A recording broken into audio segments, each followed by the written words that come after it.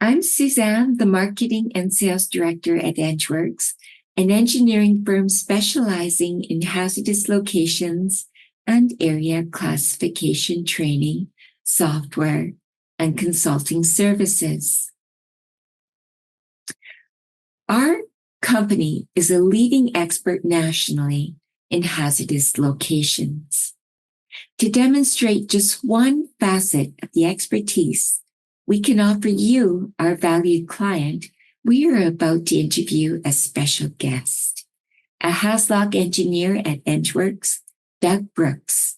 Doug has devised and formulated an equation that enhances area classification practice in engineering. Welcome, Doug. Thank you, Suzanne. Thank you for having me. Well, Doug, you've had a long and varied career, starting with your career in the military and culminating in your role as a principal engineer overseeing a large staff. Could you share a bit about how you went from a career in the military to an electrical engineer? Certainly. I earned my degree in electrical engineering at the Royal Military College in Kingston, Ontario. After graduation, I served 4 years as an infantry officer with the Princess Patricia's Canadian Light Infantry in Victoria, British Columbia. After leaving the Canadian Armed Forces, I moved to Calgary to hone my skills as an electrical engineer, working for multiple engineering, procurement, and construction companies. My longest employment was with Bantrell, where I rose to become the chief electrical engineer with 200 people working for me at the height of the oil and gas boom in 2007. Wonderful, Doug. Very interesting background, very honorable. And what has hazardous area classification got to do with electrical engineering, and why did it become critical to gain this skill? All right. The determination of the nature and extent of hazardous areas where an explosive gas or dust atmosphere could exist has always fallen on electrical engineering discipline, as its determination has the greatest impact on electrical due to the inherent dangers caused by arcing and sparking from electrical equipment. I found that the more I investigated this topic during my career, the more I found that there is to learn. Wonderful, Doug. The North American standards such as API 500 and 505, as well as NFPA 497, dealing with explosive atmospheres due to gas or vapors, provide good guidance. However, they do not fully address the issues around how the nature and extent of hazardous areas are determined in the first place. End users typically end up relying on the figures provided in the standards, which do not consider the volatility, temperature, pressures, etc., of the flammable materials. The IEC standard, that's 60079-10-1, provides a first principles-based approach that considers all of these factors as well as wind speed and ventilation rates to arrive at a more first principles-based approach, which I believe provides a better hazardous classification design. This is especially true with indoor scenarios where API and NFPA approaches could lead to less than ideal classifications. Well, that sounds fascinating, Doug. And we're very honored to have you on board with company EdgeWorks. And EdgeWorks is a national leader in area classification in hazardous locations.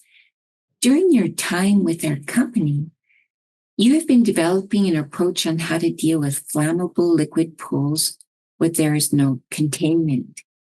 Can you please give us a bit of insight into this and how it applies to hazardous area classifications? Certainly. The present version of IEC 79-10-1, as is true with most standards, is a work in progress. One of the areas that is not properly addressed is how to determine the size of flammable liquid pool releases where there is no containment. In addition, a flammable liquid pool release is an area release as opposed to a point source release, which all other hazardous area classification standards, including IEC 79-10-1, do not address. The pool size equations are based on the simple principle that the maximum theoretical pool size occurs when the pool evaporation rate equals the release rate from a small crack or hole in the piping or of an equipment. The more volatile the flammable mixtures are, the smaller the maximum pool size will be, and vice versa. A feature of this approach is that it is independent of the surface slope and the pool depth, as it only has to consider the pool surface area. I have gone on to consider the permeability of the soil, which is the amount of the surface to soak up the flammable liquids, and therefore reduce the maximum pool size. I also consider operator intervention to again potentially reduce the maximum theoretical pool size.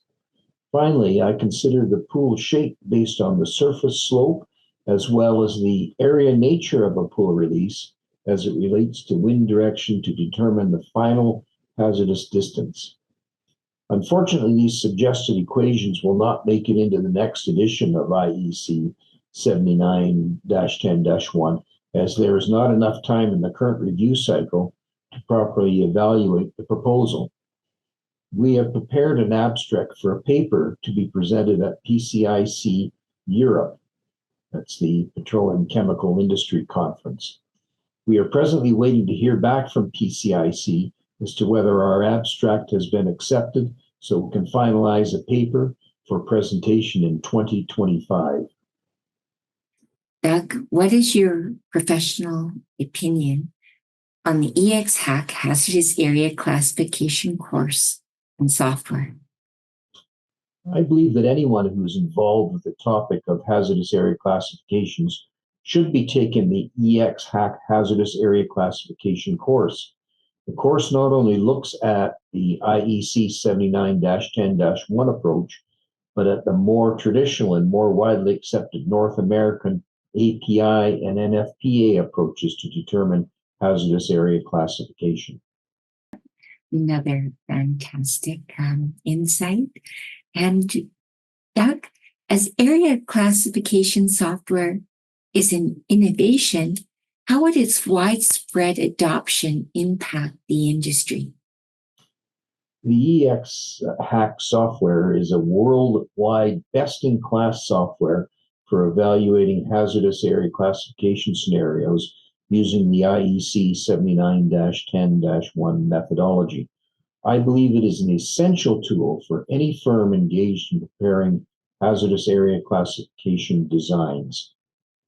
Well, thank you, Doug, and wonderful commentary, insight, and background. You certainly led a remarkable life, and thank you for presenting with us.